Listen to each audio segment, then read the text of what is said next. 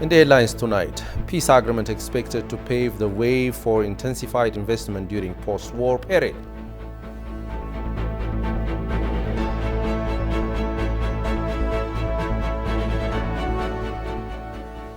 Government expressed resolve to provide speedy humanitarian flow in Tigray.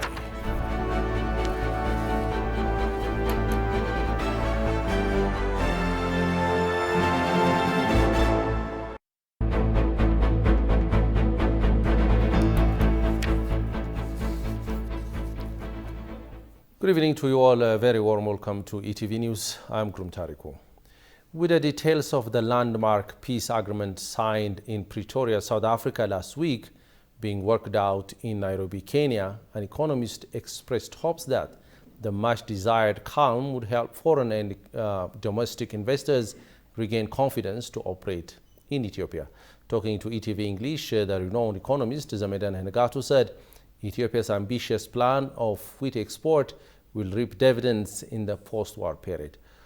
While a guest on ETV's Addis News Hour on late morning Wednesday, Zamedane Nagato, global chair of Fairfax Africa, expressed confidence that GDP growth will most likely touch the 10% mark by 2023. Gosho Melisau takes it from here.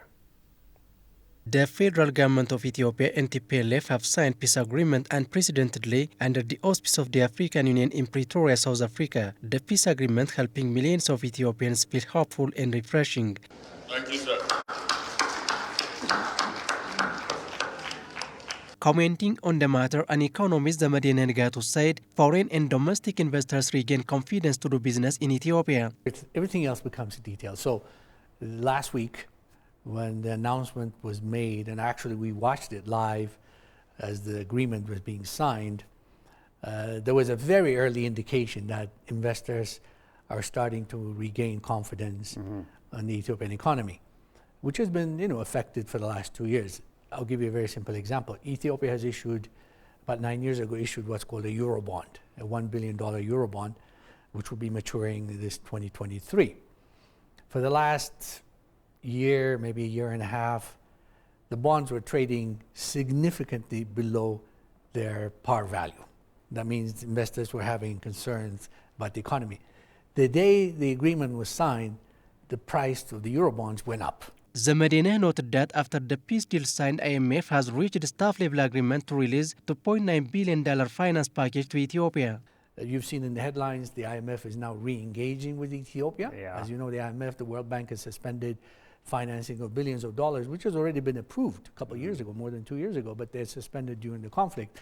Now, those are positive initiatives. I know it's early days, but you can multiply that by over the course of the next few months or next few years, when very significant foreign currency comes into the country for the productive sector, also for rebuilding what was destructed last year. Ambassador Redwan actually quoted a figure which he said Ethiopia needs $20 billion to rebuild what was damaged. So there's a very significant, what I call peace dividend, that comes out of this agreement last week. The economist further adding that Ethiopia's grand initiative of wheat production will make the nation the leading wheat exporter in the East Africa region. We go from an importer, imagine, to very soon, there was news headlines and discussions by others, very soon Ethiopia will be a net exporter of wheat.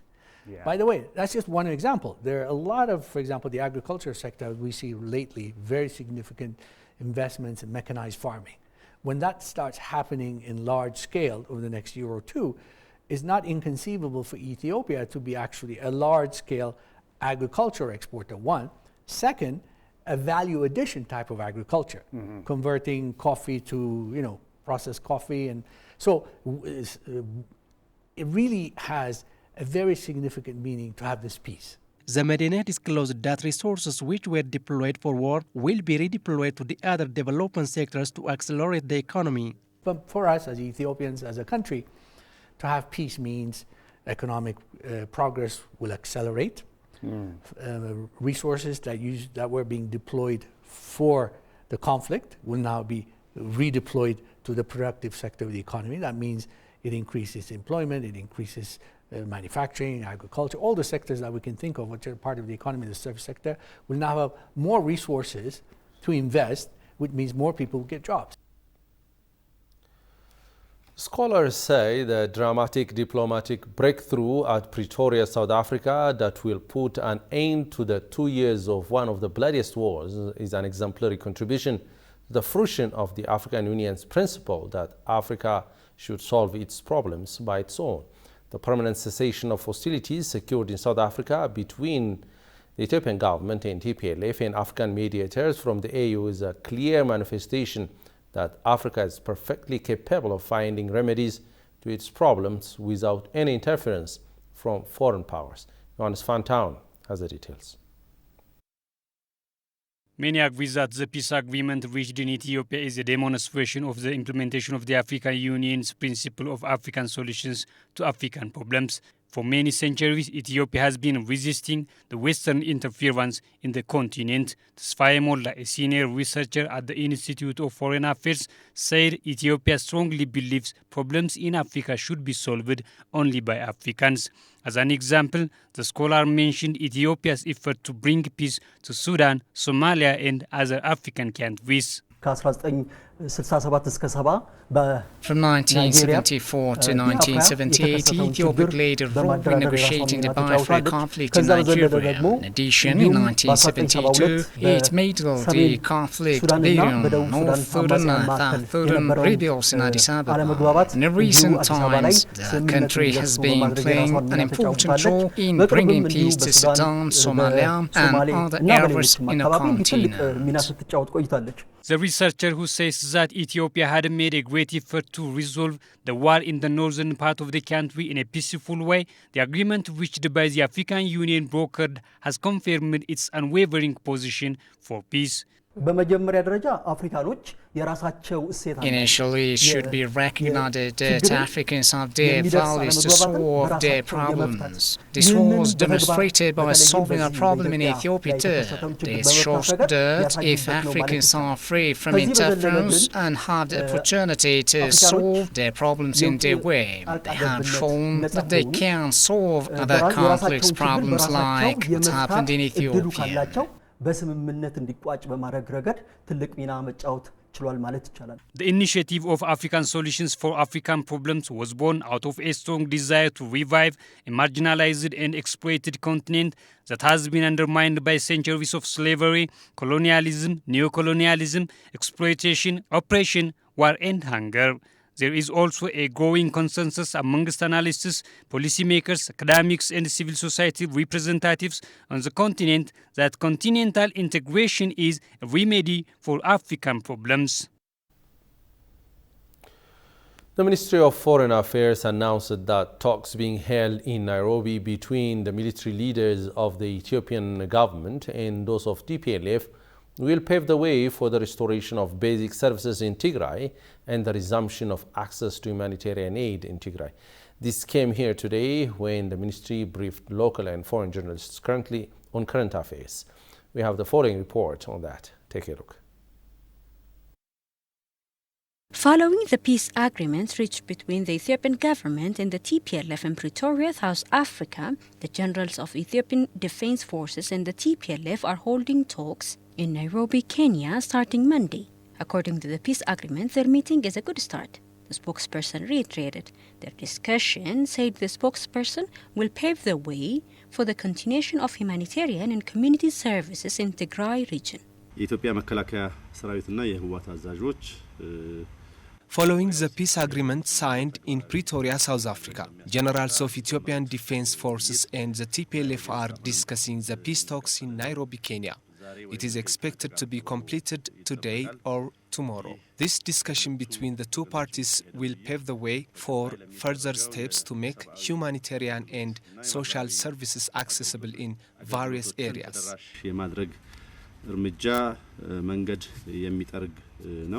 The spokesperson also called on diasporas and media houses to stop division and refrain from preaching divisive outlets and hatred and focus on the benefits of peace agreement respectively.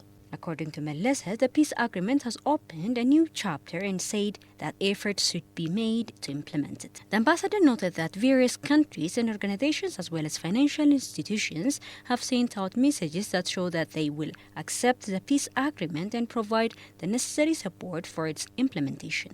The spokesperson also stated that friends and partners of Ethiopia conveyed their message about making the efforts to rebuild the communities affected by the war and resettle the displaced and return militants to lead peaceful life. ሰላም ሁኔታ በተመለከተ የሀገራችን ህዝብ ከዳር እስከ ዳር የደገፈው ነው። Regarding the peace settlement in Ethiopia, from every corner has showed their support. The international community also highly welcomed the peace agreement. Various countries and international organizations as well as financial institutions and influential individuals have sent out messages that show that they will accept the agreement and provide the necessary support for its implementation. And Ethiopian government massively appreciates and is also grateful for this. Friends and partners of Ethiopian conveyed to make the efforts to rebuild the communities affected by the war and resettle the displaced and return the militants to a peaceful life, which this can be taken as great news. የሚደረገውን ጥረት እንደግፋለን የሚል ማረጋገጫ ሰጥተዋል። ይሄም በጎ ዜና ተደርጎ የሚወሰድ ነው።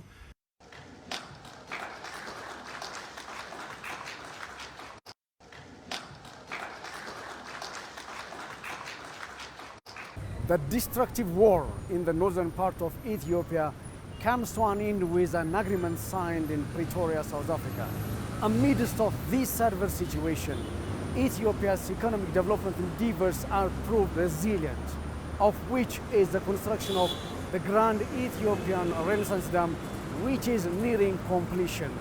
For more of God-related issues and other current matters of the country, watch us on Addis News Hour of ETV Language Channel.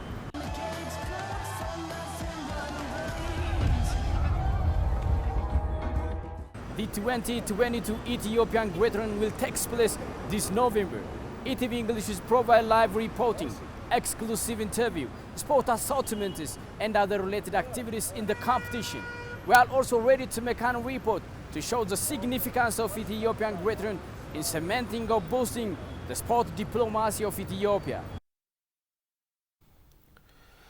The Tigray Democratic Party (TDP) has expressed readiness to play a constructive role for the implementation of the recently signed peace agreement between the Ethiopian government and TPLF to end 2 years of hostilities.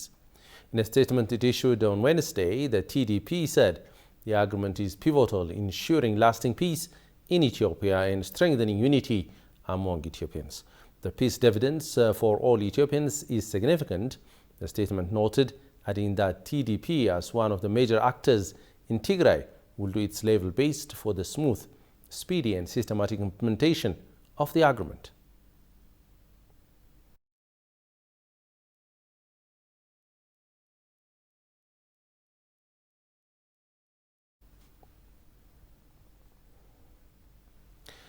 In another development, research findings show that African countries which are the least responsible for the negative impacts of global climate crisis face seeing their GDP growth rate fall by up to 64% by the end of the century. The finding made it to the floor of the COP27 summit at Sharm el-Sheikh, Egypt, igniting hot debates. Take a look. As world leaders discussed climate action at the UN summit in Egypt, a study commissioned by Christian Aid has found that burning fossil fuels at the current rates will have a huge impact on the finances of African countries.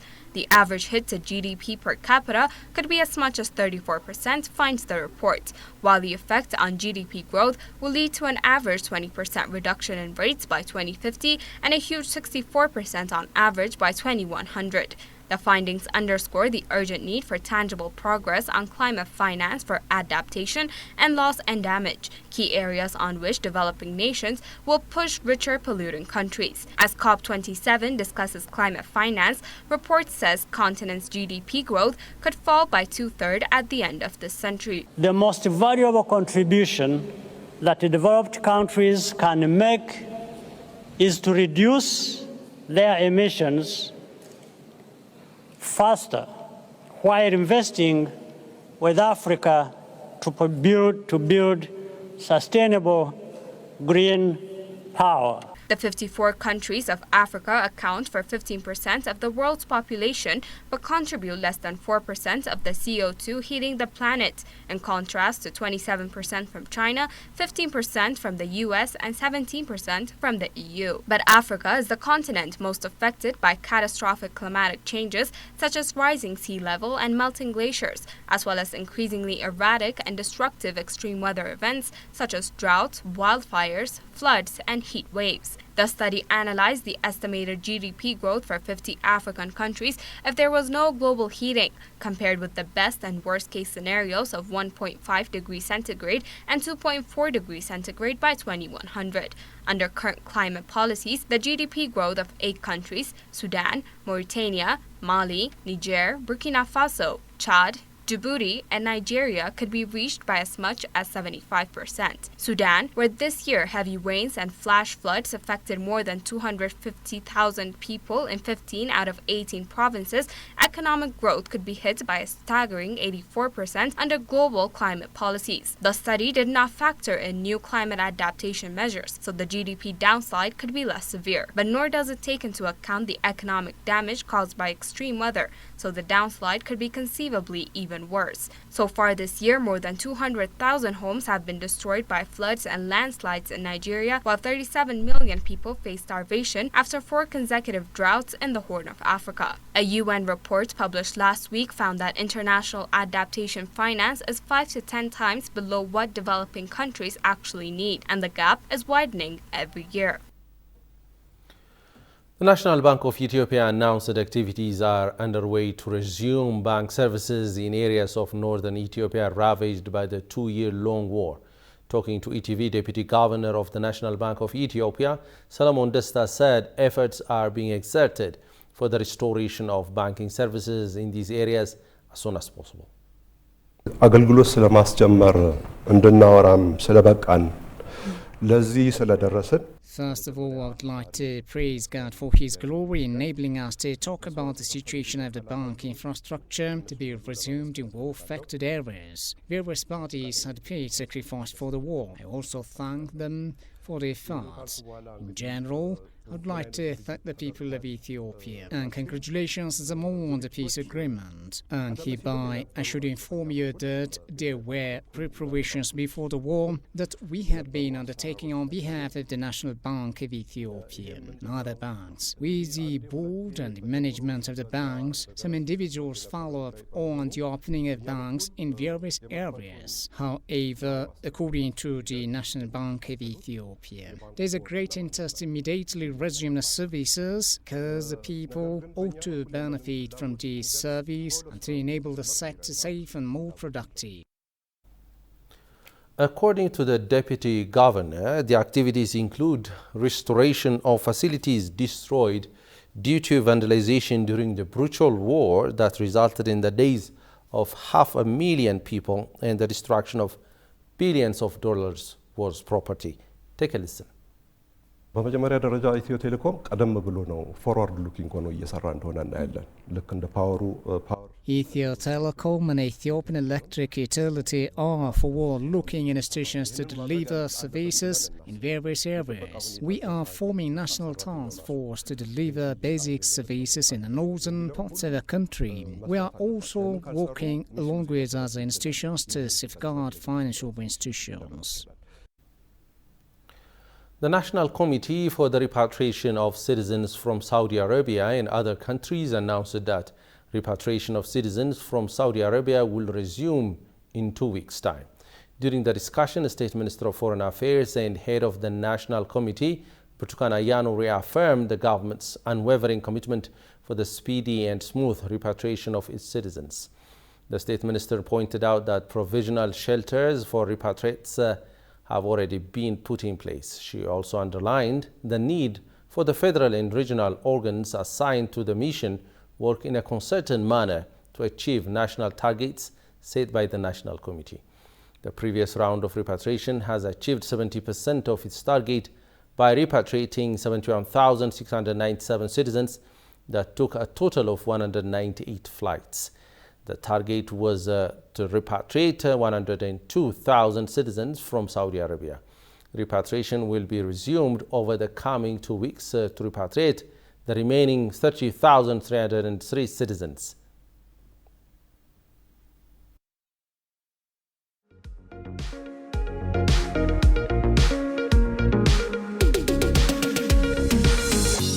What can you say about the general culture of Ethiopia in terms of resolving conflicts on a large scale? Grounding it in the local context. We're talking about building trust and moving past conflict. The trust has to be built on transparency and truth. How do you think the process has impacted us? The drought and the displacement. So one thing is that needs to be stabilized. Speaking about a larger scale of conflict and resolving that. The AU being, emboldening itself to fully embrace. What do you think the international community can do?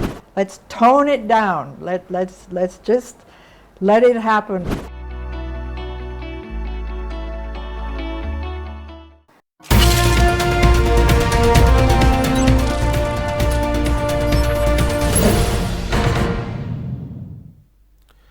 And finally, Ethiopia and Saudi Arabia have agreed to scale up business and investment ties between them. Ethiopian Investment Commissioner Lelise Neme met and conferred with Ambassador of the Kingdom of Saudi Arabia to Ethiopia, Fuad Al-Muhadini Al-Muatri. The two sides discussed the current bilateral economic cooperation between the two countries.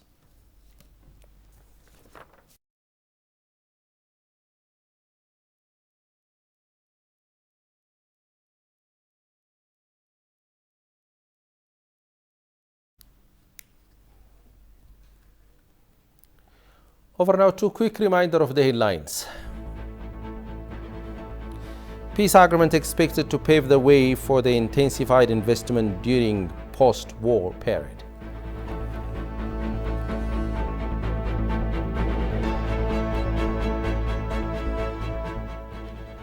Government expressed resolve to provide speedy humanitarian flow in Tigray.